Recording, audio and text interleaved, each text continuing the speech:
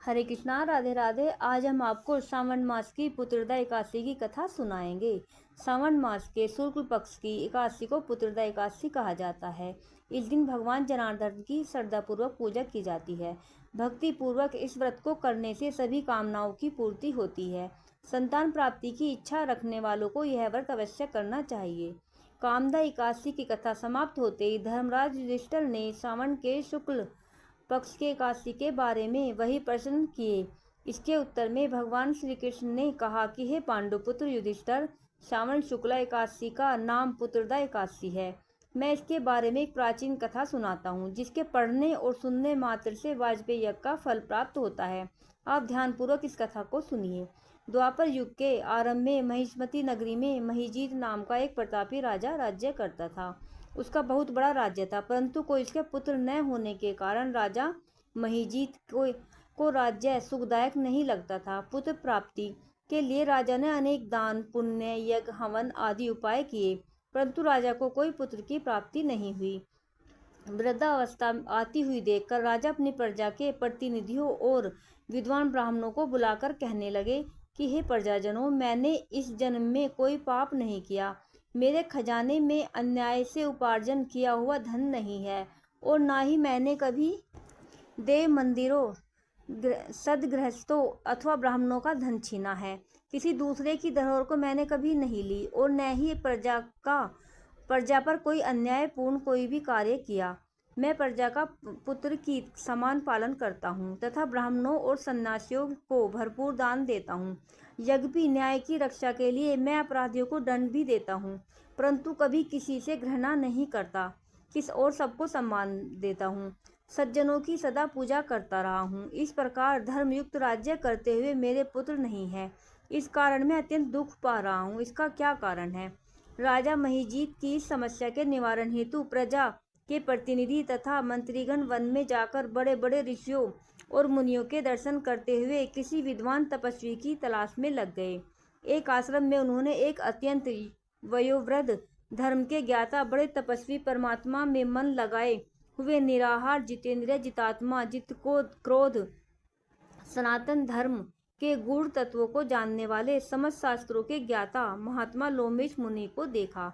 एक कल्प के व्यतीत होने पर एक रोम गिरता था लोमेश ऋषि का, इतनी अधिक थी उनकी आयु।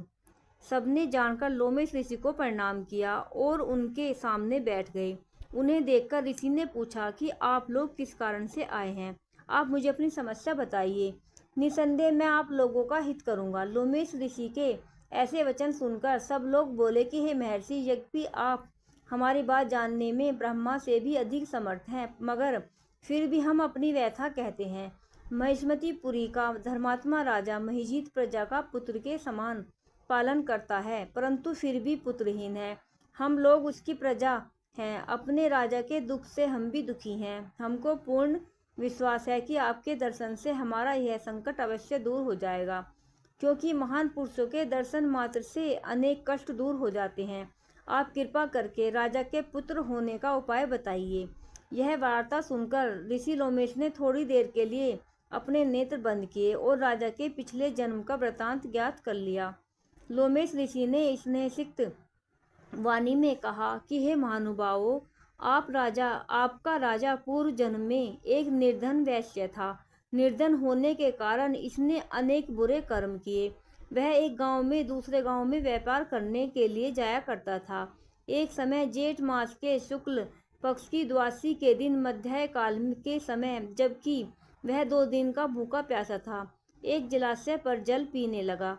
उस स्थान पर एक तत्काल ब्याही गौ जल पी रही थी। राजा ने उस प्यासी गौ को जल पीने से हटा दिया और स्वयं जल पीने लगा। इसी पाप के कारण राजा को निपुत्री होने का दुख सहना पड़ा है।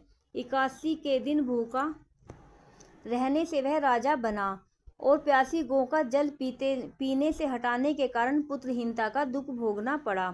सब लोगों ने कहा कि हे मुनिश्रेष्ठ, राजा के इस पाप का निवारण कोई उपाय तो होगा, अतः राजा का यह पाप नष्ट हो। आप ऐसा कोई उपाय बताने की कृपा करें।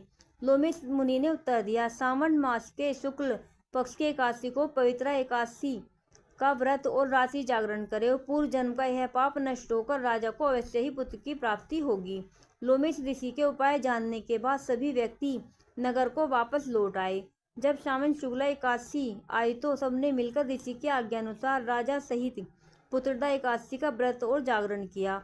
इसके पश्चात द्वादशी के दिन उसके पुण्य का फल राजा को दिया गया। उस पुण्य के प्रभाव से रानी ने गर्भ धारण किया और प्रसव काल समाप्त होते ही उसके एक बड़ा तेजस्वी पुत्र उत्पन्न हुआ। अंत में भगवान कृष्ण ने कहा कि हे राजन, इस सावन शुक्ला एकादशी का नाम पुत्रदा एकादशी है, अतः संतान के सुख की इच्छा रखने वाले इस व्रत को अवश्य करें। इसके महात्म्य को सुनने से मनुष्य के सब पापों से मुक्त हो जाता है और इस लोक में संतान सुख भोग कर परलोक में स्वर्ग को प्राप्त होता है। राधे राधे। बोलो एकादशी मैया की जय।